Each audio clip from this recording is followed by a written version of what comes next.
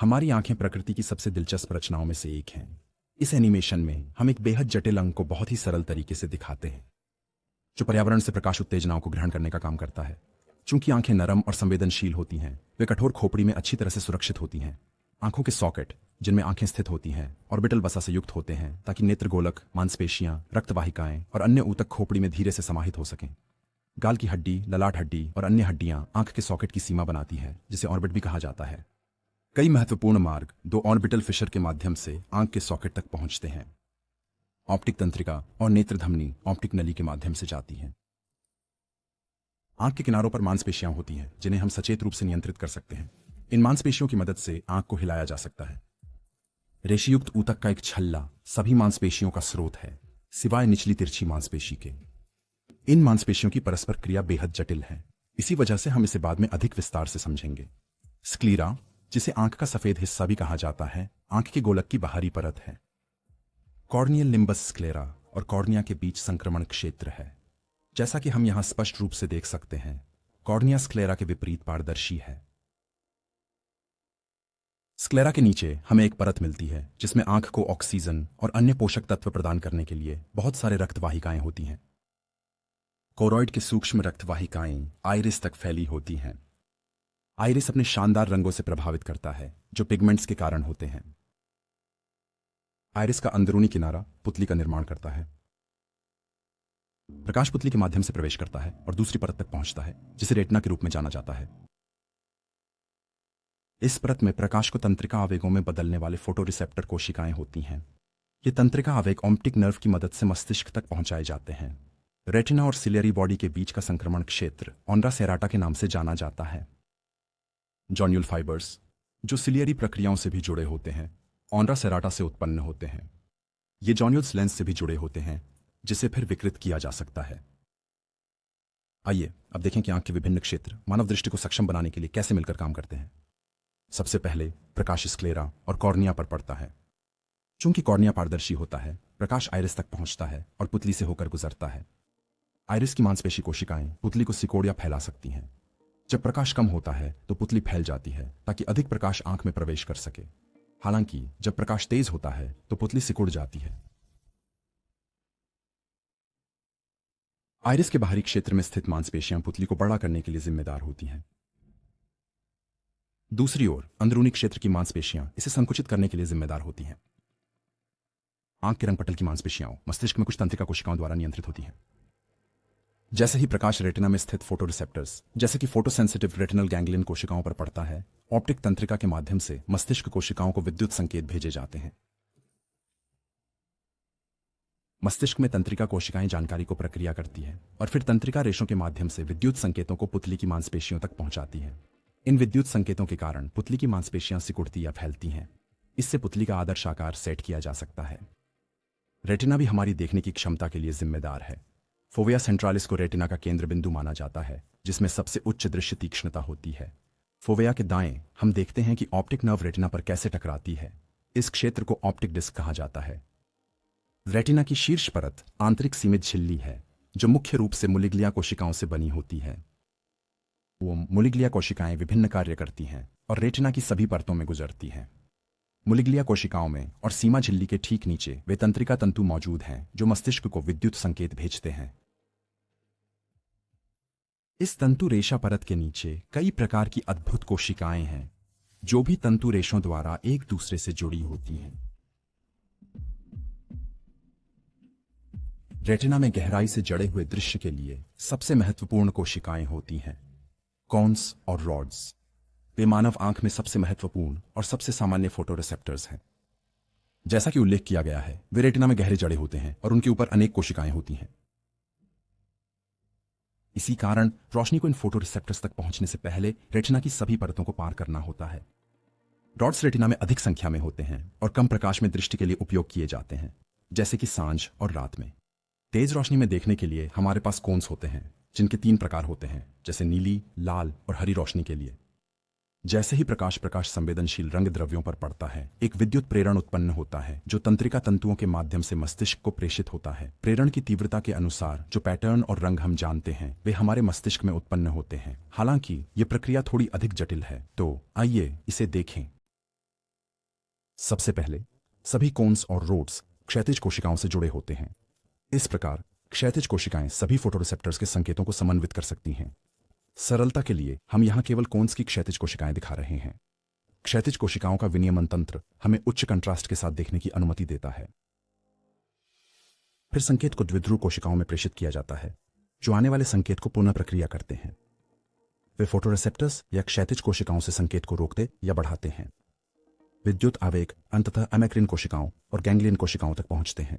अमेक्रिन कोशिकाएं उन आवेगों का विश्लेषण करती हैं और प्रभाव डालती हैं जो द्विध्रुवी कोशिकाओं से गैंग्लियन कोशिकाओं तक पहुंचती हैं।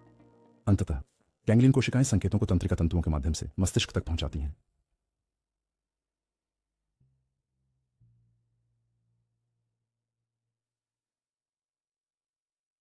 कोन्स और रॉड्स रेटिना पर समान रूप से वितरित नहीं होते हैं। रेटिना के केंद्र में कई कोन्स होते हैं। इस क्षेत्र को मैक्यूला कहा जाता है। इस मैक्यूला के केंद्र में फोविया सेंट्रालिस होता है, जिसमें कोन्स सेल की सबसे अधिक घनत्व होती है। इस कारण यह क्षेत्र दृष्टि तीक्ष्णता में सर्वोच्च होता है। रॉड कोशिकाएं, जिन्हें हम कम रोशनी की स्थिति में देखने के लिए उपयोग करते हैं, फोविया में नहीं पाई जाती हैं। वह क्षेत्र जहां ऑप्टिक नर्व रेटिना से मिलती है उसे ब्लाइंड स्पॉट कहा जाता है, और वहां न तो रॉड्स मिलते हैं और न ही कोन्स। इस कारण से हम वास्तव में इस क्षेत्र में अंधे होते हैं। अब देखते हैं कि हमारे मस्तिष्क में छवियां कैसे बनाई जाती हैं। यहां हम अपने परिवेश से प्रकाश के कण देख सकते हैं। ये प्रकाश कण सीधे रेखा में फैलकर रेटिना की कोन और रॉड पर टकराते हैं। कॉर्निया और लेंस की मदद से रेटिना पर परिवेश की उल्टी ऊपर नीचे छवि बनाई जाती है। हम इसे बाद में और विस्तार से समझाएंगे। शंकु और छड़ियाओं, जैसा कि वर्णित किया गया, प्रकाश कणों से विद्युतीय आवेग उत्पन्न करती हैं, जो रेटिना की गैंग्लियन कोशिकाओं तक पहुंचती हैं। आंख के दोनों दाएं हिस्सों की गैंग्लियन कोशिकाएं तंतुओं के माध्यम से मस्तिष्क के दाएं हिस्से से जुड़ी होती हैं। तंतु रेशों की सहायता से आंख के दाहिने आधे भाग की गैंग्लियन कोशिकाएं अब संकेतों को मस्तिष्क के दाहिने आधे हिस्से में भेजती हैं, और आंख के बाईं आधे भाग की गैंग्लियन कोशिकाएं मस्तिष्क के बाएं आधे हिस्से में।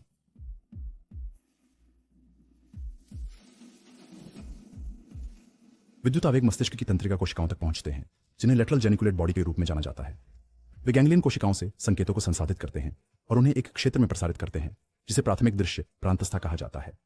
यहां से आवेग मस्तिष्क के गहन क्षेत्रों में प्रवाहित होते हैं, जहां अंततः संकेतों का उपयोग रंग की पहचान करने, गति को देखने या रूपरेखाओं को पहचानने के लिए किया जाता है। अब देखते हैं कि मनुष्य निकट और दूर की वस्तुओं को स्पष्ट रूप से कैसे देख सकते हैं। यह क्षमता एक लेंस की आवश्यकता होती है, जो जॉन्यूल्स का उपयोग करके सिलेरी बॉडी से जुड़ा होता है।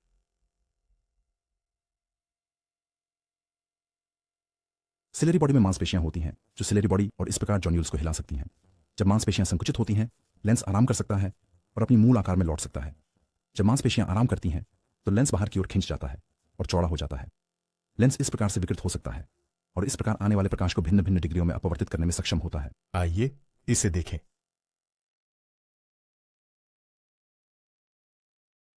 प्रकाश किरणें आंख तक पहुंचती हैं और पहले पारदर्शी कॉर्निया द्वारा अपवर्तित होती हैं, जिससे उनका दिशा थोड़ी बदल जाती है। ये प्रकाश की किरणें फिर लेंस पर पड़ती हैं, जो फिर से उनकी दिशा बदलती है और अंततः रेटिना पर पड़ती हैं। जैसा कि हम देख सकते हैं, प्रकाश किरणें रेटिना पर उल्टी पड़ती हैं, जिससे उल्टी छवि बनती है। हम पहले ही देख चुके हैं कि लेंस का आकार सिलियर मांसपेशी की सहायता से बदल सकता है। इस तरह प्रकाश के अपवर्तन को बदला जा सकता है। पास और दूर की वस्तुओं को स्पष्ट रूप से देखने में यह गुण महत्वपूर्ण हो जाता है। जब सूर्य का प्रकाश किसी वस्तु के एक ही बिंदु पर सभी संभावित दिशाओं से गिरता है, तो प्रकाश किरणें सतह से परावर्तित होकर आंख तक पहुंचती हैं और इस प्रकार रेटिना तक पहुंचती हैं। इस मामले में पर्यावरण के एक छोटे क्षेत्र का रेटिना पर एक छोटे क्षेत्र से मेल खाना चाहिए। जैसे ही वस्तु आंख से दूर होती है, हम देखते हैं कि प्रकाश रेटिना पर एक बड़े क्षेत्र में वितरित हो जाता है। अगर वस्तु फिर से आंख के पास आती है, तो रेटिना पर फिर से एक बिंदु दिखाई देता है। कारण वह कोण परिवर्तन है जिस पर प्रकाश किरणें कॉर्निया और अंत में लेंस पर पड़ती हैं। यहां हम स्पष्ट रूप से देख सकते हैं कि कैसे निकट और दूरस्थ वस्तुओं के लिए प्रकाश कणों का कोण बदलता है। मनुष्यों के पास एक लेंस होता है ताकि हम दूर की वस्तुओं को स्पष्ट रूप से देख सकें। जैसा कि पहले दिखाया गया है, यह लेंस अपना आकार बदलने में सक्षम है और इसलिए प्रकाश के अपवर्तन को प्रभावित कर सकता है। इस प्रकार फोकल पॉइंट सीधे रेटिना पर स्थित होता है। तो हम निम्नलिखित कह सकते हैं: जो वस्तुएं दूर होती हैं उनके लिए सिलियरी मांसपेशी आराम करती है और लेंस बड़ा हो जाता है। जो वस्तुएं पास होती हैं उनके लिए सिलियरी मांसपेशी संकुचित हो जाती है और लेंस छोटा हो जाता है। हालांकि ऐसी स्थितियां भी होती हैं जिसमें नेत्रगोलक विकृत हो जाता है। अगर नेत्रगोलक बहुत लंबा है तो फोकल बिंदु रेटिना के सामने होता है, और अगर नेत्रगोलक बहुत छोटा है तो फोकल बिंदु रेटिना के पीछे होता है। यदि नेत्रगोलक बहुत लंबा है तो हम निकट दृष्टि दोष की बात करते हैं, और यदि यह बहुत छोटा है तो हम दूर दृष्टि दोष की बात करते हैं। दूर दृष्टि में लेंस और अधिक सिकुड़ नहीं सकता, जिससे धुंधली छवि बनती है। यदि वस्तु और दूर चली जाए तो छवि तेज हो जाती है। फिर यदि वस्तु आंख से और दूर जाती है तो छवि फिर से धुंधली हो जाती है। लेकिन अब लेंस उचित रूप से चौड़ा हो सकता है, जिससे छवि फिर से स्पष्ट हो जाती है। आंख को पूरी तरह स्वचालित रूप से इंट्राओकुलर मांसपेशियों द्वारा फोकस किया जाता है। हालांकि हम एक्स्ट्राओकुलर मांसपेशियों में से कुछ को इच्छा अनुसार हिला सकते हैं ताकि देखने की दिशा बदल सकें। अपहरण के मामले में आवश्यक मांसपेशियां सिकुड़ जाती हैं। अपहरण के दौरान ये मांसपेशियां तब आराम करती हैं और अपहरण के लिए आवश्यक मांसपेशियां संकुचित हो जाती हैं।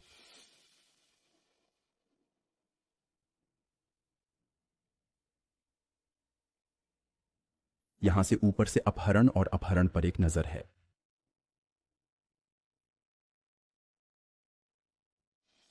कई नेत्र मांसपेशियां ऊंचाई और अवनति का भी ध्यान रखती हैं। हालांकि ये चित्रण बहुत सरल है। वास्तव में नेत्र मांसपेशियां आंख की स्थिति के अनुसार तनाव और विश्राम की विभिन्न अवस्थाएं लेती हैं। यहां एक बार फिर से एक अलग दृष्टिकोण से ऊंचाई और अवनति।